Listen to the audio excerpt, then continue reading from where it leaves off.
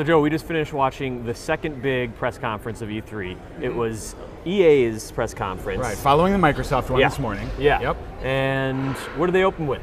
They opened, well, okay, so you thought it was going to be this big, like, war, this military thing. Yeah. It sort of had that sort of staticky military vibe to it. And then it's Plants vs. Zombies third-person shooter, I guess? Yeah, with all of like the plant dudes that you like and the different zombie types and stuff, but it just looks... It was kind of revealed a little bit beforehand.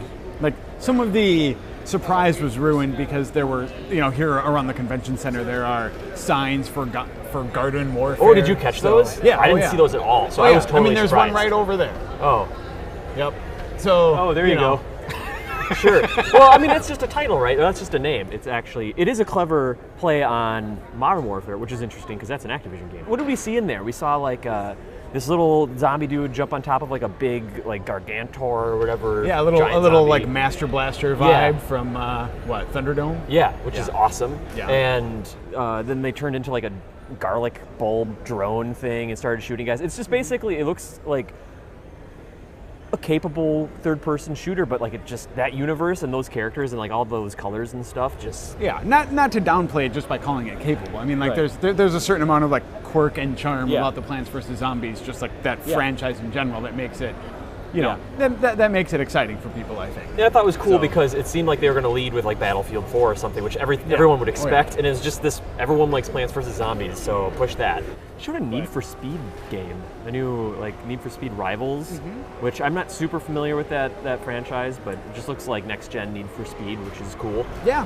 Oh yeah, always sort of interested to see the next gen interpretation of like what the new hardware is going to let those genres, how it's going to let those genres change. Speaking of that, also there was the Dragon Age. That's right. Was another one of Dragon Age 3 Inquisition. Yep. Which they said is going to, again, like usher in the new age of next generation RPGs or something like that. So that looked cool too. Yeah, and I'm that one I'm really curious about because all they showed was a trailer. To a lot of people, Dragon Age 2 was a bit of a disappointment. Yeah, I'm one of those people. And so the big questions is like, are they going to address the combat? Are they going to go back a little more to their sort of PC roots on that like they wanted to? We did see Morrigan in the trailer, which is a big deal. And they said that other characters are going to be returning and stuff. So it's a continuation of that story for sure. Yeah. Looks a little like apocalyptic and end of days. But speaking of reveals that were sort of light on information, there was the Star Wars Battlefront, which people are stoked on that. Looks like it's DICE that's making another Battlefront game. It just showed like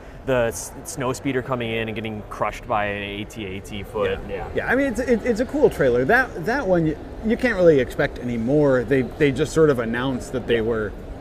that partnership was happening. Basically, get excited about it. Is what they want you to do. Yeah. There's a lot of sports stuff in the middle, and iterations and stuff, and like they focused a lot on talking about like the dribble tech and bounce tech in basketball. I mean, and in those cases too, like the sports games weren't really a surprise. All of those had sort of been touched on at some point. So that was more of like a dive into what some of the new features on all of them were going to be. And I mean, you're not a big sports gamer. I'm not a big sports gamer. Yeah. So all of that kind of just went. I was surprisingly impressed with the Battlefield 4 multiplayer match. Like I've played some Battlefield 3 multiplayer, and I get it. It's big, the scale's large, but then they had 64 people on stage playing. Like that's cool, and just the whole real-time thing. Like I'm in a building and jumping out, and then just turning around and like without skipping a beat, seeing that building topple. Yeah.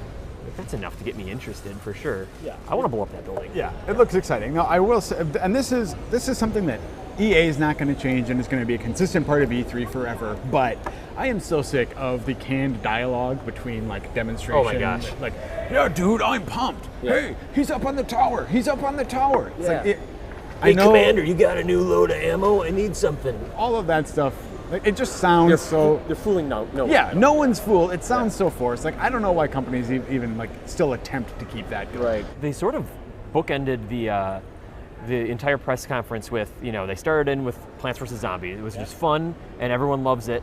and it's super successful. And then they ended it with something that's not as successful, but like has a cult following. Well, yeah, I mean that's one of the things that you kind of look forward to in these bigger press conferences at E3 is they sort of do the Columbo, right? Yeah. They do the like there is one more thing. Absolutely. And Microsoft had Titanfall for that this morning, and EA did Mirror's Edge.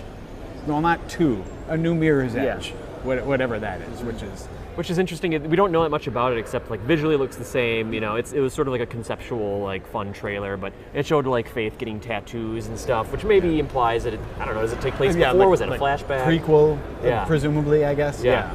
But I'm excited for that. I really like Mirror's Edge 1, and it's so fun to see it because you see like, oh, Dying Light looks like it's got Mirror's Edge stuff in it, or like you always hear like comparisons of good first-person movement and like platforming and stuff. Everything's compared to Mirror's Edge, and it's just nice to finally have like another continuation. Yeah, so now we can compare more successful games to Mirror's Edge 2. Exactly. Hopefully. Yeah.